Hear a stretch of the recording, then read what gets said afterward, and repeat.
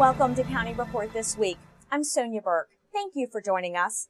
Coming up in the next half hour, Montgomery County officials break ground on the new Public Safety Training Academy. And later, some of our area's top high school swimmers compete at metros.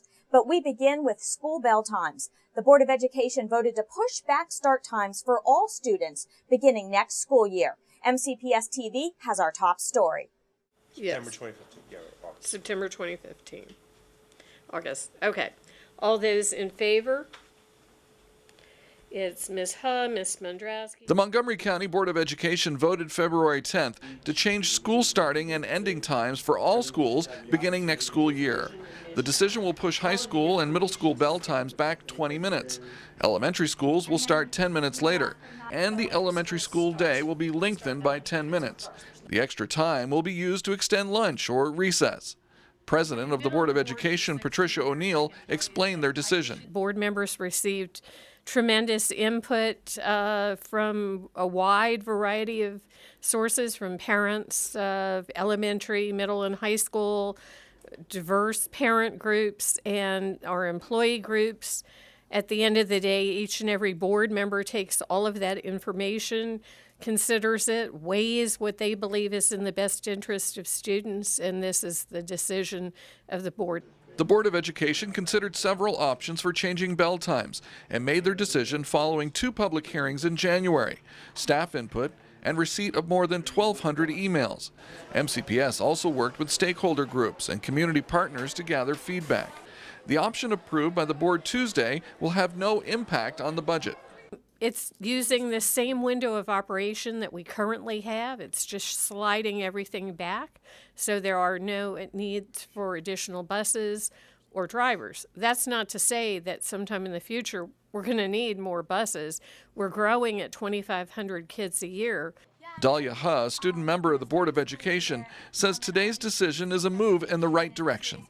So students initially, there might be some mixed feelings, but the studies and the science just proves that having more sleep and having a later start time, does have health benefits for students, and I think in the long term, students will feel those effects. School board members have also hired an outside executive search firm to lead the district's search for the next superintendent of Montgomery County Public Schools. Dr. Joshua Starr's resignation is effective as of February 16th, and his departure mid-year has some students saying they are confused and saddened. Well, I think a lot of people are very saddened and shocked. Dr. Starr was a very talented superintendent. He was very dedicated to Montgomery County, very passionate, and he brought a real sort of reformist vision to his work in MCPS. Yeah, so I mean, there's this factor at play, which is that they're not releasing a lot of the information about why this happened. There's speculation, there are ideas that have been thrown around, but nobody really knows what happened. And I think because of that, it's hard to say if really they did have the students' best interests in mind. Definitely many students are concerned about what will happen in the school system over the coming months as Chief Operating Officer Larry Bowers takes office as the interim superintendent. But regarding the message, I think there's just confusion for the time being over what's going to happen and where MCPS is going to go forward. You can find out more about the search for the next superintendent on the Montgomery County Public Schools website.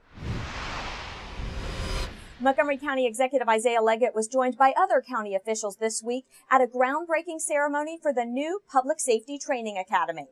Lorna Virgili joins us with more. Lorna?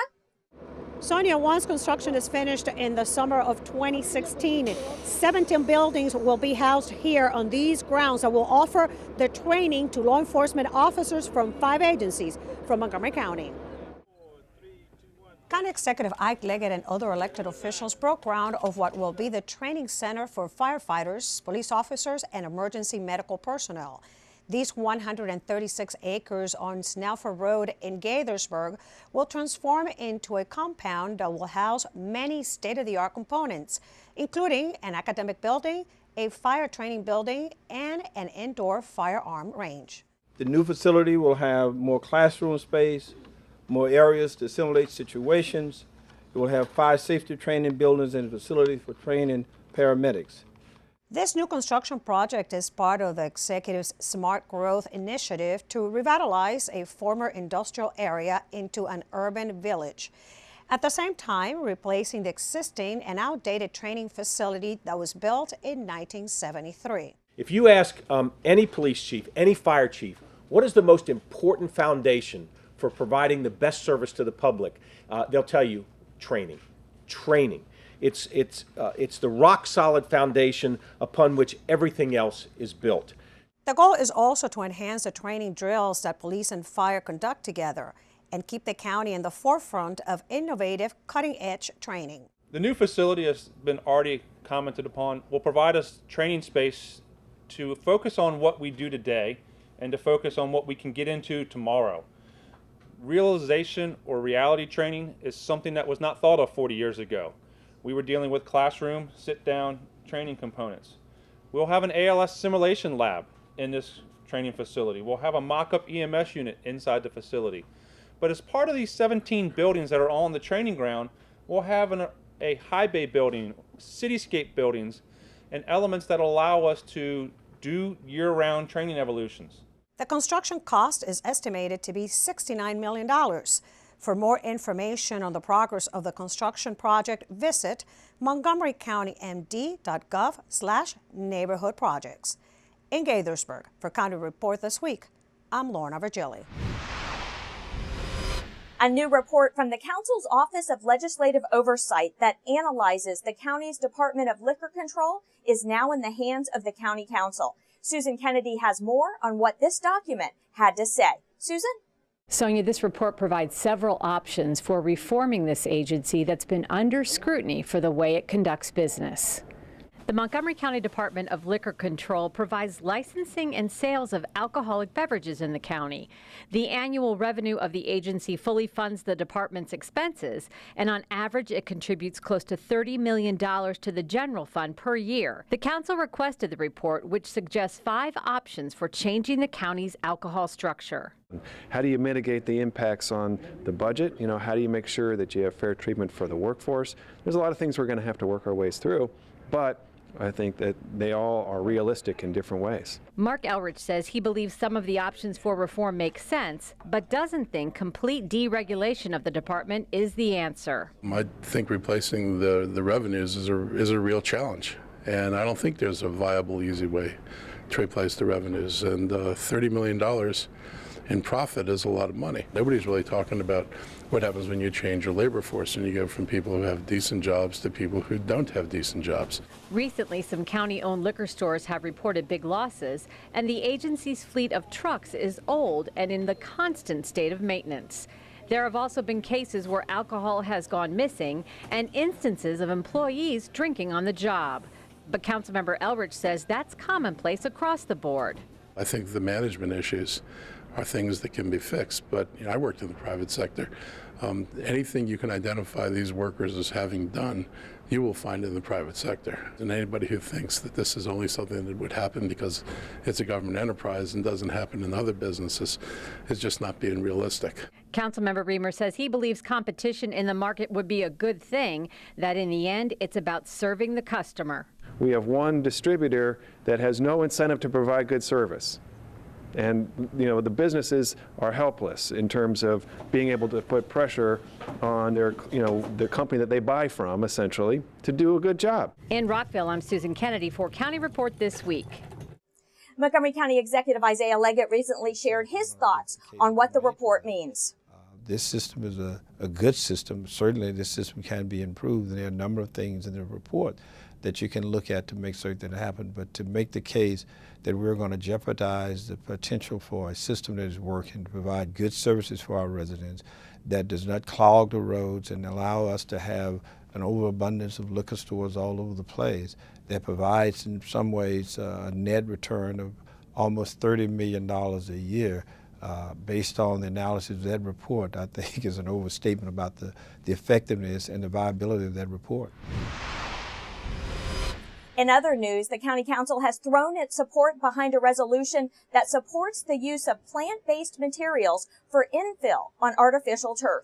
This after concerns have been raised about the use of crumb rubber on turf fields. There's a lot of concern with respect to crumb rubber, and we've looked at it, and we weren't in a position to say it's so dangerous that we want to ban it, but we are in a position to say if there's an alternative, we are going to embrace it. So the point of this resolution is there is a next generation of artificial turf out there that uses fundamentally organic material, and we are going to proceed on that basis going forward. This will be more expensive, and I think we're making a value judgment, and I think the school system is making a value judgment, and our Parks Department is making a value judgment that in order to take these concerns off the table, it's worth spending more money. Coming up next on County Report this week, celebrating Black History Month in Montgomery County. Also, Montgomery College students spend Advocacy Day in Annapolis. And later, love is in the air at the Kentlands Mansion in Gaithersburg, where some vintage wedding gowns are on display this month. Stay with us. County Report this week. We'll be right back. In Montgomery County, we have a goal to reduce waste and recycle 70% of all waste by 2020. By recycling and reducing waste, we save natural resources and make our community even better. So recycle at home, work, school, everywhere, and keep recycling going.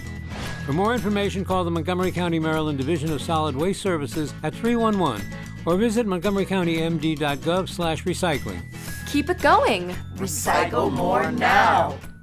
So, I'm kind of new here, but I've noticed a trend. My human does this funny thing where she goes around and gets all my toys, and then she hides them in that basket by the door. It's like, hello, that's where you put it last time. You were the worst at hide and go seek. You're invited to the inaugural Montgomery County Green Fest on March 28, 2015 at Montgomery College Tacoma Park, Silver Spring.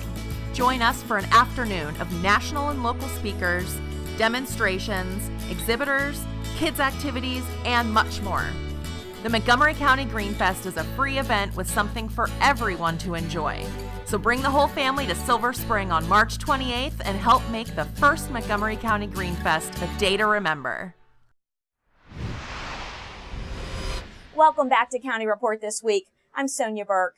County employees recently celebrated Black History Month at the universities at Shady Grove. MyMC Media's Alini Barros joins us with more. Montgomery County employees honor Black History Month with a special ceremony. It was a celebration of education, diversity, and a time to honor ordinary people doing extraordinary things.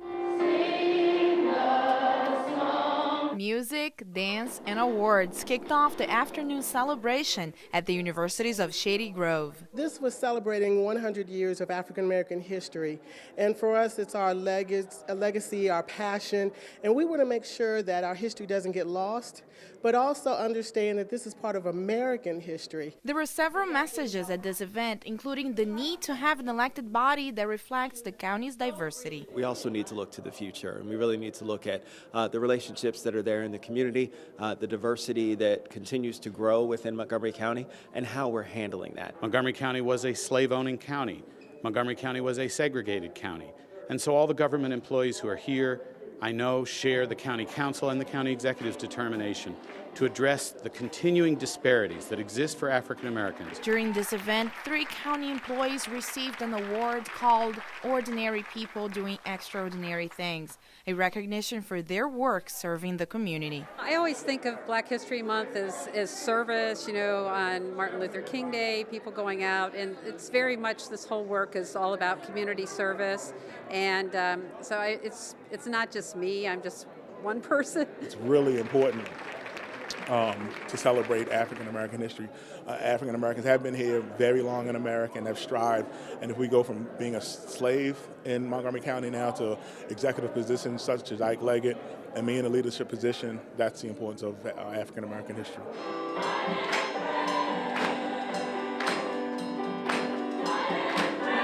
For County Report this week, I'm Alini Barros.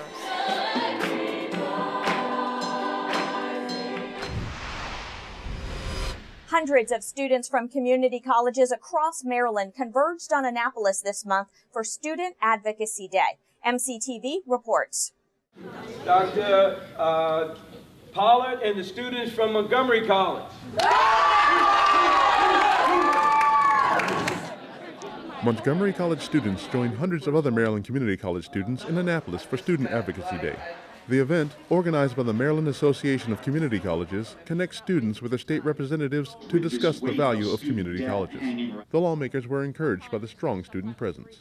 What's really nice about seeing you all today is how important it is that you're here in Annapolis and that you're here to talk to all the delegates and senators and that you see how the process works. Anthony Masimbi, a student leader at Montgomery College, was this year's Advocacy Day speaker. Masimbi spoke about how enrolling at Montgomery College was one of the best decisions he ever made. My lifelong dream has been to get a college degree. That's why after 20 years of absence from the higher education, I joined MC with the intention of finishing what I started. After the presentations, students engaged in face-to-face meetings with their state senators, delegates, and legislative aides. We're sending the delegates and senators a message that community colleges are important and that they deserve to be funded because we're the base of higher education in the state of Maryland. I think it's really important for legislators to hear from students who are affected by proposed budget cuts. This isn't just numbers, these aren't just statistics. These are real lives that would be affected adversely if we cut budgets. The community college representatives hope their visit to the Capitol will help lawmakers see the future cost of today's budget cuts. They listen to us because they really want to learn how we feel about our community colleges and what it gives to us. As our students, we're trying to cultivate the next generation of leaders, so having an opportunity for them to again tell their stories, to advocate for the institution that they love, I think it's a win-win for everybody. Reporting for County Report this week in Annapolis, I'm Joseph Thompson. You can see more Montgomery College Student Advocacy Day information and photos on Twitter at #MCWorksForMe, and for all of Maryland's community colleges at #MDCCSWork. There have been a number of changes to many of RightOn's bus routes this year, and here to tell us what that means for you is RightOn's Operation Manager, Phil McLaughlin. Phil? Effective January 11th, RightOn implemented 25 new route and schedule changes, weekday, Saturday, and Sunday. The majority of the changes focused on adding span of service to the routes.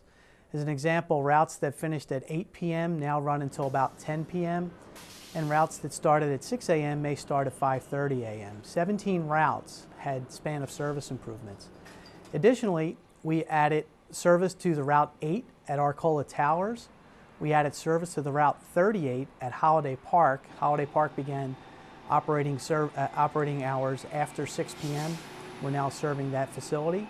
And we also added service to the Route 63 during the middle of the day between Shady Grove and Rockville. Additionally, too, we do each service change, which we do service changes 3 times a year. We do routine schedule maintenance. Ridership patterns change, traffic patterns change. We make scheduling adjustments to reflect those changes. For fiscal year 14, RightOn ridership was at about 26.5 million riders. That's about 88,000 riders per weekday, and ridership continues to hold fairly stable over the last several years. Thank you, Phil. Coming up on County Report this week, we'll have an update from Rockville City Hall, where local leaders recently held a public hearing on the city's animal control ordinance. And later, we'll go to the Germantown Indoor Swim Center, where some of the area's fastest swimmers were setting new records at this year's Metro Championships. Don't go away. County Report this week is coming right back. Did you know there are more than 10,000 county government phone numbers? But there's only one number you need to remember for non-emergency calls, 311. MC 311 is Montgomery County government's online telephone information system.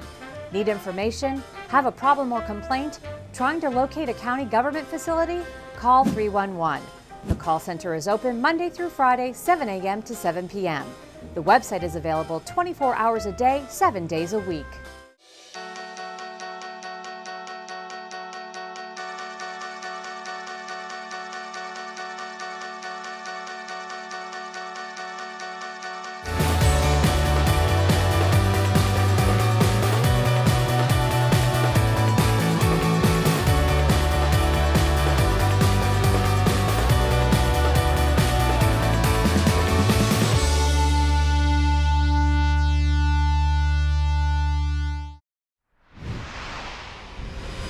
Welcome back to County Report this week. I'm Sonia Burke. The City of Rockville's mayor and council recently held a public hearing about some proposed amendments to the city's animal control ordinance. Rockville 11's Christine Rice has more. The Rockville Mayor and Council held a public hearing on the proposed amendments to the city's animal control ordinance on February 9th. The proposed changes include the licensing of cats and ferrets, a trap, neuter, and release program for feral cats, and allowing citizens to keep hens and other livestock as pets. Many of those who testified at the public hearing were favorable to the proposed changes. I think it's better for the animals, and I think it's better for the city. It gives the city some control over things, but it also protects the animals. So it's a win-win situation. Rita Flagar believes the trap, neuter, and release policy for feral cats is a chance to better the city. She and her husband have trapped, neutered, and released over 100 feral cats in Maryville, Lincoln Park, and surrounding areas. Since having the cats spayed, neutered, and vaccinated, I've heard from a multitude of neighbors that they hear much less yowling with mating and are grateful for not having litter after litter of kittens born under their sheds and porches. Many residents are hoping for the opportunity to house livestock in their yards, including 10-year-old Sophia Zuckman. My mom grew up on a farm, and we still visit it a couple times each year. I would really love to have some of the same experiences she had as a kid. Thank you for your time. Go Chickens! Although many testified in favor of the changes, Brigitta Mulliken is nervous about how the addition of new animals, such as chickens and goats, will affect the reputation of Rockville. I really think that if people start having chicken, we will get a terrible reputation. I think it's a very sophisticated city. I've been here for 49 years. I'd like it to stay that way. Councilwoman Julie Polakovich-Carr initiated the amendments to the ordinance that would change the city's policies. The county made a number of changes about 5 years ago to restrict the tethering or tying up of animals. I think it's time that the city catches up in terms of those county regulations and laws to make Rockville a more humane place for animals. The public record will stay open until 5 p.m. on Tuesday, February 24th for comments on the proposed changes. Written testimony can be submitted to mayor and council at rockvillemd.gov. Adoption of the ordinance is tentatively scheduled for April 20th. For more information, call the city clerk's office at 240-314-8280. For County Report This Week, I'm Christine Rice. Montgomery County residents love their animals. That was certainly evident at a recent public hearing about proposed Bill 50-14 that would ban retail pet stores from selling dogs and cats in Montgomery County. I ask you to pass this bill because it is the right thing to do. I am against limiting what types of businesses are going to be allowed in the county. I am also against puppy mills, but this bill is not a way to keep puppy mill puppies out of the county. Montgomery County Council President George Leventhal is the chief sponsor of Bill 5014. What it does is it says that you cannot procure puppies from breeders outside the state and sell live puppies that come from breeders, that if a store in Montgomery County is going to sell live puppies, they may only be rescue animals. And his bill has the support of the Humane Society. The Humane Society of the United States works on all animal issues, but there's no group that has investigated more pet stores and puppy mills than our organization. There are no pet stores that we have ever found that are not trading in animals coming from puppy mills. Others testified at this hearing that consumers deserve more choices when it comes to picking a pet. In this particular case, unfortunately, President Leventhal seems to think that there's no such thing as a good source other than a shelter or a rescue, and we simply don't agree. You should have a choice of what you have in the way of a puppy. The American Canine Association has concerns about different aspects of this bill, and we're here to educate, to let the lawmakers know the impact that it's going to have. I support the bill 100%. Right now, there are no pet stores in Montgomery County that this bill would impact. A pet store in the city of Rockville would be exempt because it is not subject to the implementation of county laws. Still, the bill remains a hot topic among many in Montgomery County. It's the most popular bill I've ever introduced. And I've been an elected official for 12 years, and it took me this long to realize that people love their puppies. The Montgomery County Council is scheduled to vote on this bill on March 3rd. Love is in the air at the Kentlands Mansion, where you can walk down the aisle and celebrate romance at an exhibition of vintage bridal gowns courtesy of the Montgomery County Historical Society. These gorgeous gowns reflect the fashions and times of the late 1930s to the 1960s. You can tour this wedding gown display in Gaithersburg from now through February 26th. The mansion is open between 9 a.m. and 4 p.m. on weekdays. There is no admission fee. For more information about this exhibit, visit the City of Gaithersburg's website. Coming up on County Report this week, gold medalist and Stone Ridge senior Katie Ledecky swims in her last high school meet at the Germantown Indoor Swim Center. Stay with us. County Report this week is coming right back.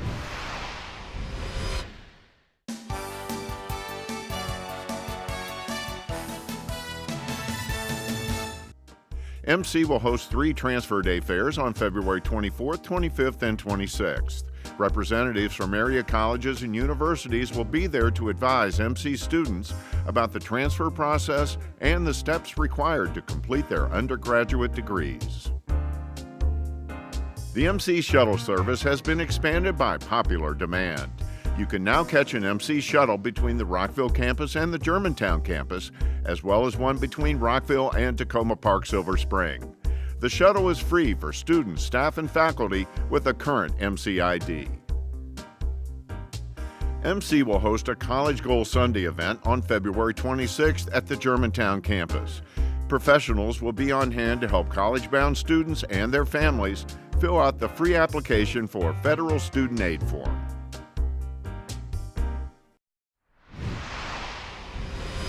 Welcome back to County Report this week. I'm Sonia Burke. It's the biggest swim meet for high school athletes in Montgomery County.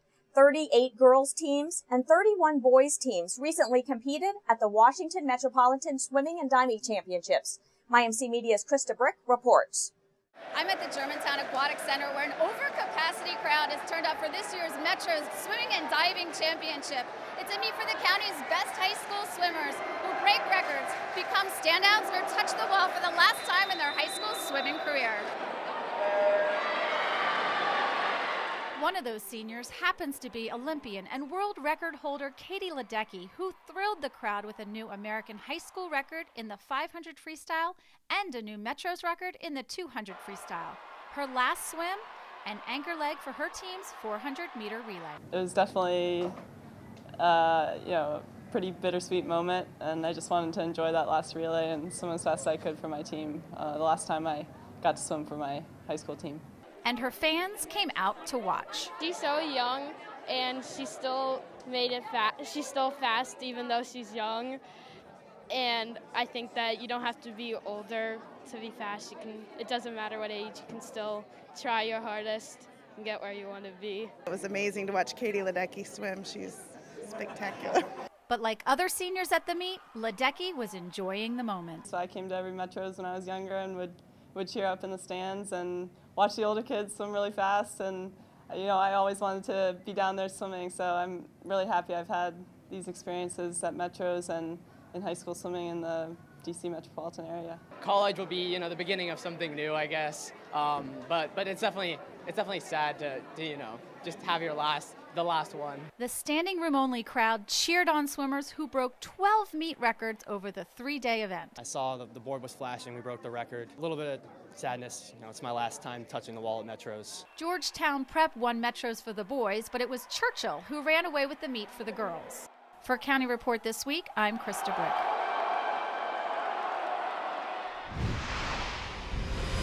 For this week's Brookside Gardens Clips and Tips, we wanted to let you know about an event happening on Friday, February 27th. That's when Brookside will hold its annual Green Matters Symposium at the Silver Springs Civic Center from 8:30 a.m. to 4 p.m. This year's event is headlined Protecting Our Pollinators. The experts at this upcoming symposium will show you what you can do at work or at home to protect our pollinators. For more information or to register, go to brooksidegreen.org. With that, we close this edition of County Report this week. Remember to like us on Facebook and to join us again at this time every week for a look at what's going on inside Montgomery County.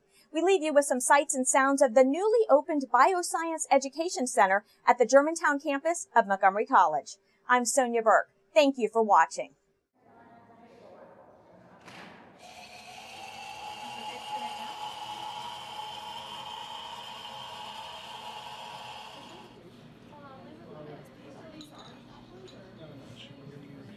And it's being stirred by a magnet, so the magnet in there is doing a stirring.